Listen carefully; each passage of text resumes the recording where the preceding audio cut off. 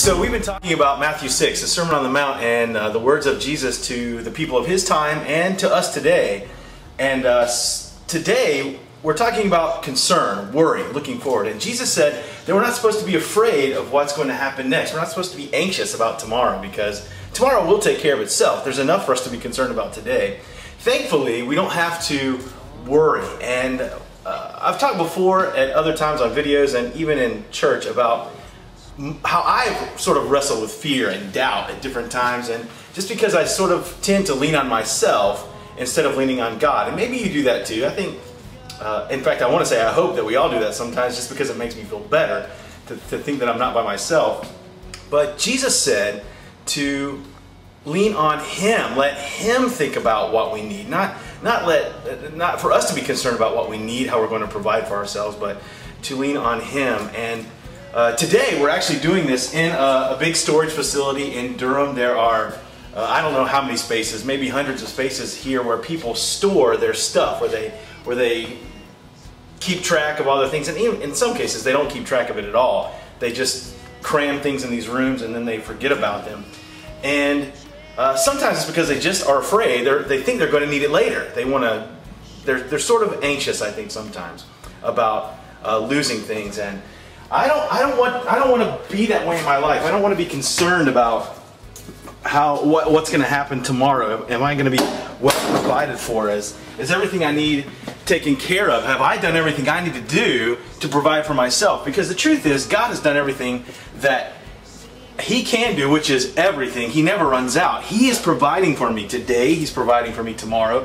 He's providing for me for eternity future. He's preparing everything that I need to take care of me so that He receives glory and I receive blessing, and He receives glory and I receive blessing. He never stops. And when Jesus said, be anxious for nothing, He was saying to the people of His day, to you and to me, to depend on Him, to trust Him, to believe that He can do everything. And that is the complete truth. There is nothing He cannot do for you. There's nothing He cannot do for me. And so today, as you're going through your life and doing the things that you do, sort of monitor your thoughts. Are you doing the things that you're doing to make sure that you're okay, just in case God isn't okay, if He's not paying attention? Because if you are, then, or if I do that, we have to check ourselves and think, it's crazy that I would ever think that God isn't enough, that He hasn't prepared enough, that He's not well enough prepared. He always is. There's never a time when God goes, oh no, I don't know what to do next, or I had no idea that was coming. And I've allowed myself to think that God has been caught off guard, and that's sinful. It's sinful for me to think that God has somehow been caught unaware of something going on in my life. He is never not aware. He's always with us. He's always prepared. And so there's no reason for me to be anxious. There's no reason for me to be afraid, because He knows what I need before I ever need it.